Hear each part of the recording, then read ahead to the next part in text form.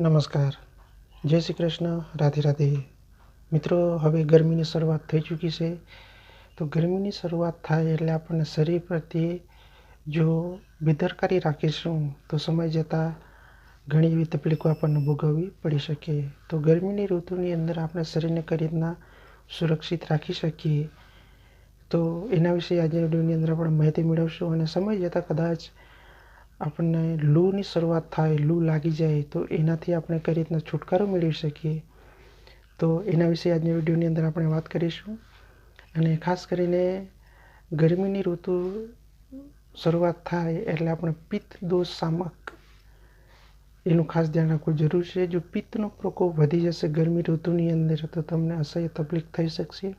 હા, કદાચ ટૂંક સમય માટે તમને એની અંદર રિકવરી મળી શકશે, પણ કદાચ પિત્તનો પ્રકોપ જો વધી જશે તો તમને એસિડિટીની પણ સમસ્યા વધી શકશે.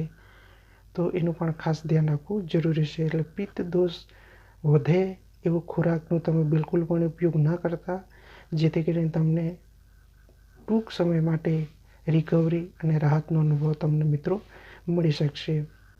આપણને દરેક વર્ષની અંદર ગરમી ઋતુની અંદર થોડા ઘણા અંશે આપણે લૂ આપણા શરીરની અંદર પ્રવેશી જાય છે.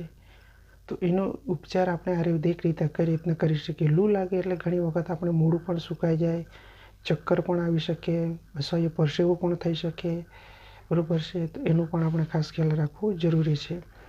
અને જે વ્યક્તિઓને આંખો સંબંધી તકલીફ હશે એવા વ્યક્તિઓએ ખાસ કરીને તમે ઠંડકવાળા ચશ્મા, એટલે કે ગરમી પ્રોટેક્શન આપે એવા ચશ્માનો તમે ઉપયોગ કરજો, જેથી કરીને આંખો તમારી સુરક્ષિત રહેશે. તમને આંખોની અંદર જે કંઈ બળતરા થતા હોય એમાંથી તમે 50% તમને રિકવરી મળી શકશે. એટલે બને ત્યાં સુધી ગરમી ઋતુની અંદર આપણે આંખોને સહી સલામત અને સુરક્ષિત રાખવી એ પણ આપણી પોતાની ફરજ છે.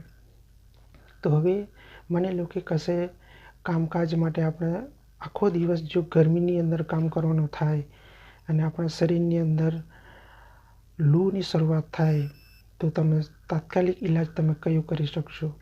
એક પહેલા નંબરે તમે આંબળાનો રસ તમે પીઓ, બરાબર છે. એની અંદર તમારે મધ નાખવો હોય તો મધ, અને ન નાખવો હોય તો પણ તમે પી શકો, બરાબર છે.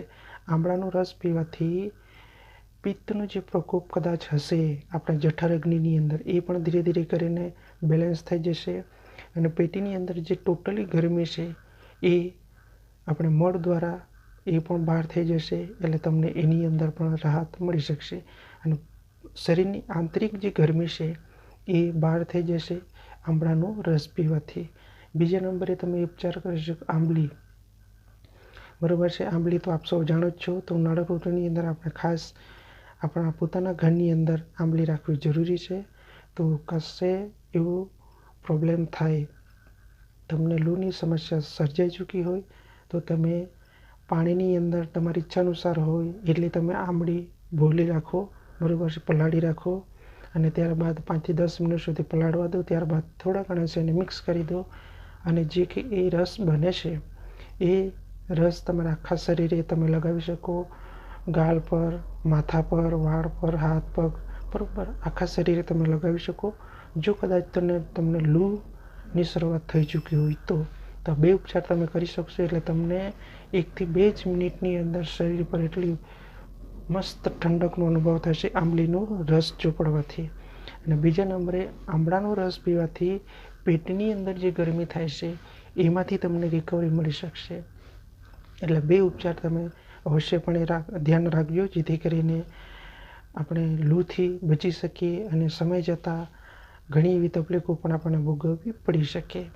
તો આજના વિડીયોની અંદર મારે તમને એ જ માહિતી આપવી હતી કે ગરમીની શરૂઆત થઈ ચૂકી છે અને કદાચ લૂ આપણા શરીરની અંદર પ્રવેશી જાય તો તમે 2 ઉપચારો અવશ્યપણે કરી લેજો, જેથી કરીને આપણે ગરમીથી આપણા શરીરને સુરક્ષિત અને સહી સલામત રાખી શકીએ.